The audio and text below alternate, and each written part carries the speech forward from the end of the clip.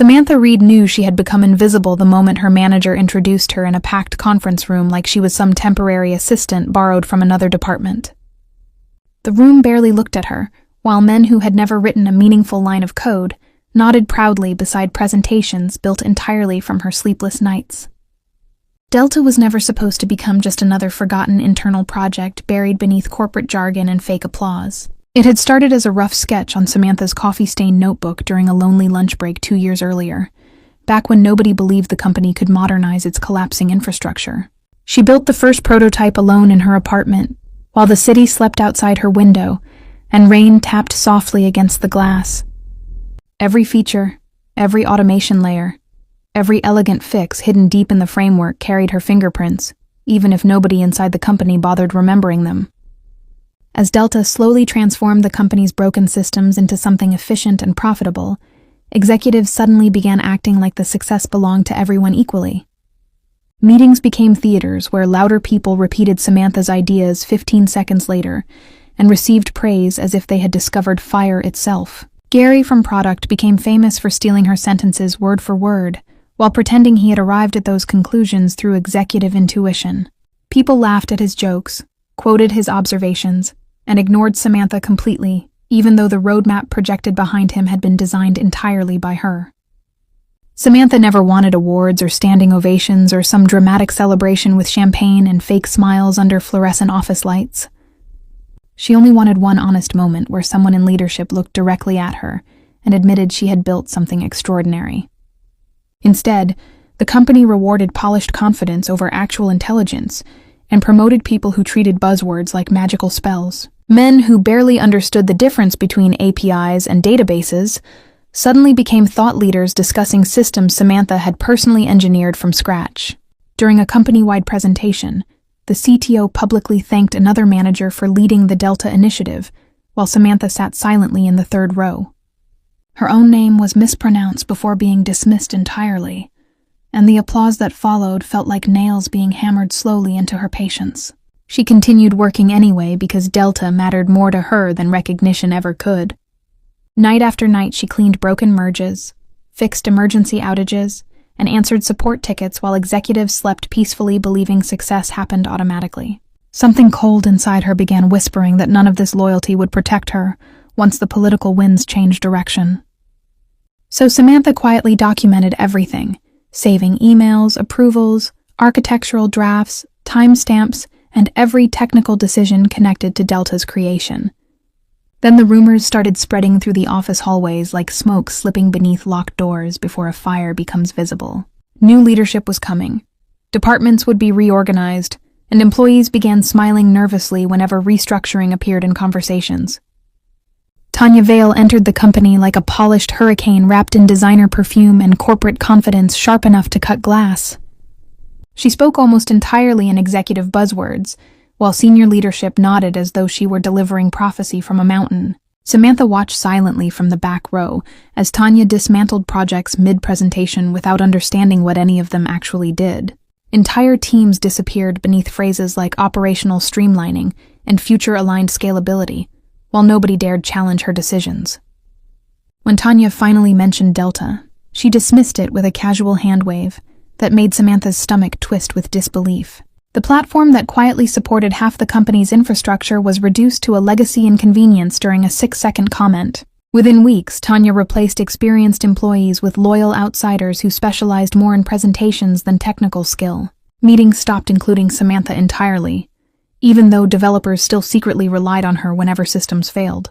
The only person who seemed genuinely worried was Kim from Legal, a quiet woman whose warnings always carried dangerous weight. One morning, she leaned close in the elevator lobby and whispered 4 words that changed everything. "Back it up now." Samantha did not argue or ask for explanations because instinct already told her something ugly was approaching quickly.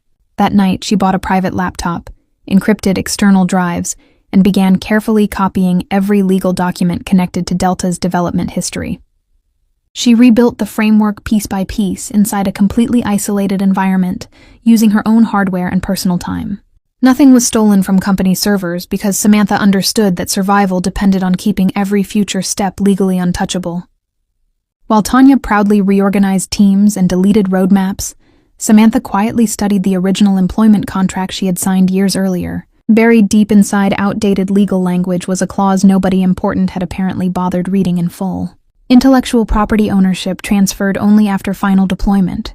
Executive sign-off and certified infrastructure integration were completed officially. Delta had never reached that stage because Tanya herself had halted the rollout before the process finished. Samantha reread the clause 3 times beneath the pale glow of her apartment kitchen light, while her heartbeat slowly steadied with realization. The company thought they owned Delta completely, but legally, the foundation still belonged to the woman they ignored every day. Tanya continued stripping Samantha's permissions away, until eventually, even her access to development boards quietly disappeared overnight. Then one afternoon, Samantha discovered a project timeline labeled Delta Decommission Plan, approved personally by Tanya herself. She did not cry or scream after seeing it, because rage had already cooled into something far more dangerous than emotion. Instead, she created a new folder on her private laptop and named it DeltaVest, the beginning of her escape.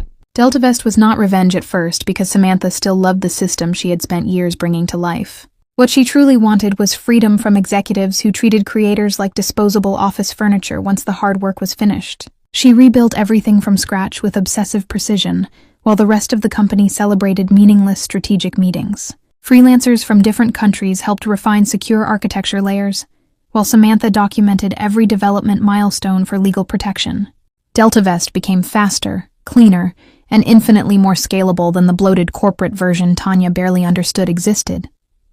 Samantha redesigned the platform specifically for external clients who valued reliability more than executive theater and inspirational slogans. Then came the morning her Slack account disconnected in the middle of answering a junior developer's emergency question.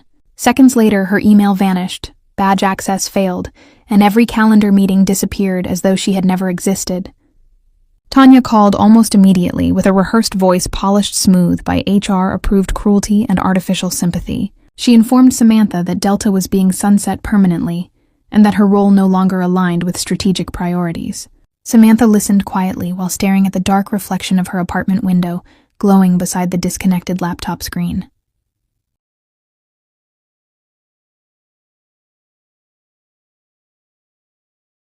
"You forgot something important," she said softly before the call disconnected without another explanation or goodbye. For the first time in months, Samantha no longer felt powerless, because DeltaVest was already alive beyond their reach. She opened her private machine and watched the refined architecture load across the screen like an old friend returning home. Every meaningful improvement and breakthrough feature existed there untouched by corporate interference or Tanya's disastrous oversight. Days after Samantha's termination, the company's internal systems began failing in ways leadership never expected or understood. Billing errors multiplied, authentication tools crashed, compliance alerts stopped triggering, and client demonstrations collapsed during live meetings. Tanya blamed legacy code publicly while secretly panicking behind close conference room doors filled with frustrated executives and nervous developers. The invisible scaffolding Samantha had maintained for years was collapsing, because nobody remaining actually understood how it worked. Meanwhile, DeltaVest secured its first healthcare pilot agreement with a client desperate for stable infrastructure and dependable support. The successful launch brought Samantha something recognition at her old company never had: genuine professional respect. One email from the healthcare client's CTO nearly brought tears to her eyes after years of corporate humiliation and silence. The message simply read, "Why doesn't everyone build systems this reliable anymore?" While her former company struggled publicly, Samantha quietly contacted investor connections who immediately recognized DeltaVest's potential.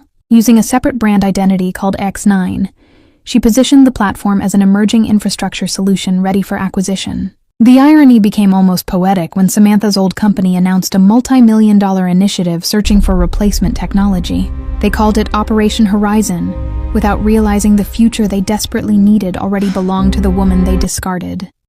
Unfortunately for her, the board cared far more about results than ego once profits and client stability entered the conversation.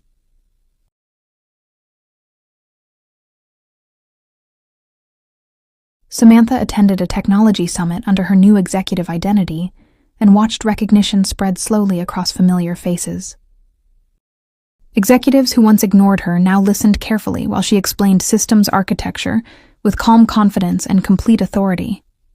Elliot Rains from Acquisitions recognized her almost immediately during a private conversation.